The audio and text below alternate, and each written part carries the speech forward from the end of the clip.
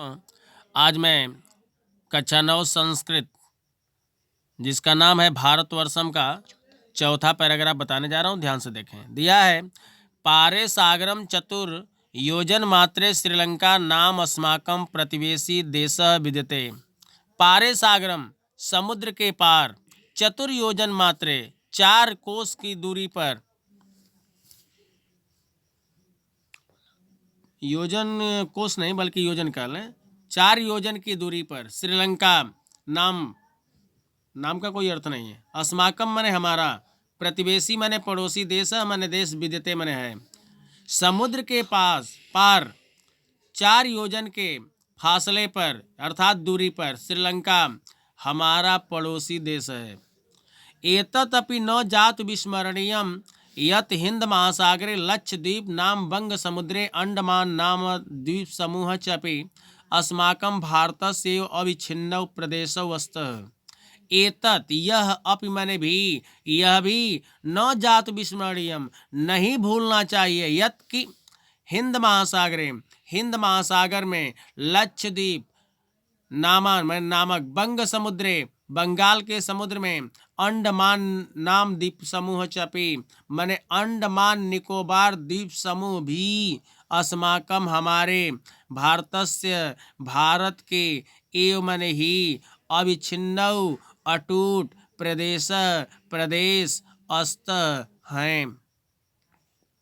यह भी नहीं भूलना चाहिए कि हिंद महासागर में लक्षद्वीप, बंगाल के समुद्र में अंडमान नामक द्वीप समूह भी हमारे भारत के ही अटूट प्रदेश हैं। गुर्जर, महाराष्ट्र, कर्नाटक, केरल, तमिल, आंध्र, उत्कल, बंग राज्यानां भूमि सागर स्पृशति तस्मात् एते तटीय प्रदेशा कथ्यन्ते।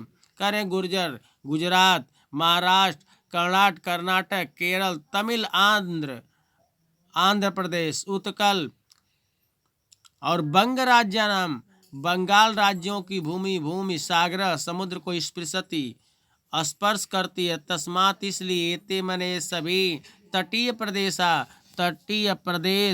कथ्यन्ते कहे जाते हैं। गुजरात, महाराष्ट्र, कर्नाटक, केरल, तमिलनाडु, आंध्र प्रदेश, उत्कल और बंगाल राज्यों की भूमि समुद्र को स्पर्श करती है, इसलिए ये सभी तटीय प्रदेश कहे जाते हैं। यत्र अनेकानि महान्ति पत्तनानि विद्यन्ते येषु असंख्य जलपोतानां साहाय्येन वैदेशिकै विनिमयानां पण्यानां निर्यातम् आयातं च क्रियते। यत्र मने जहाँ, अनेकानि मने अनेक, महान्ति मने बड़े, पत्तनानि मने बंदरगाह, विद्यते मने हैं, जहाँ अनेक बड़े बंदरगाह विराजमान हैं। येषु जिसमें असंख्य जलपोता नाम असंख्य जहाज़ों की सहायता से वैदेशिक अंग्रेजों के विनिमया नाम पैसों का विनिमयानाम माने विनिमय, अंग्रेजों के विनिमय पड़यानाम पैसों का निर्यात च माने और आयातम आयात क्रियते किया जाता है। जहाँ अनेक बड़े बंदरगाह हैं जिसमें असंख्य जहाज़ों की सहायता से अंग्रेजों के विनिमय पैसों का निर्यात और आयात किया जाता है। प्राचीन काले अपि भारतवर्षस्य नौ परिवहन व्यवस्था अतीव समृद्धा से। प्राचीन काल में अपि माने भी, प्राचीन काल में भी भारतवर्ष के में नाव परिवहन की व्यवस्था अतीव माने अधिक, समृद्धा माने समृद्ध, आसित माने थी। प्राचीन काल में भी भारतवर्ष में नौ परिवहन व्यवस्था अधिक समृद्ध थी। अनेक द्वीपै देशांतरै च सागर मात्रेण वाणिज्यम प्रचलति स्म। अनेक द्वीपों और चमन और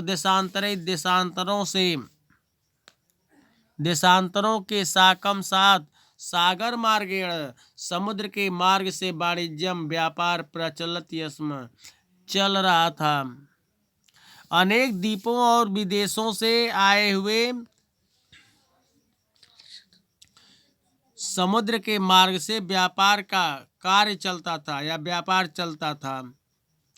एवं एव सागर तटीय जलेषु मत्स्य ग्रहण व्यापार अधुना तना महान उद्योग परिणतः।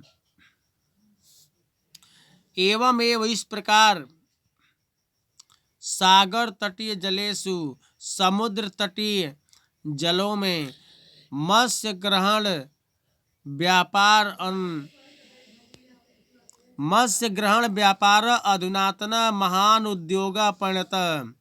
एवं एव इस प्रकार सागर तटीय जलेषु समुद्र तटीय जलों में मत्स्य ग्रहण मछली पकड़ने का व्यापार माने कार्य अधुनातन आजकल महान उद्योगों बड़े उद्योगों में परिणत बदल गया है।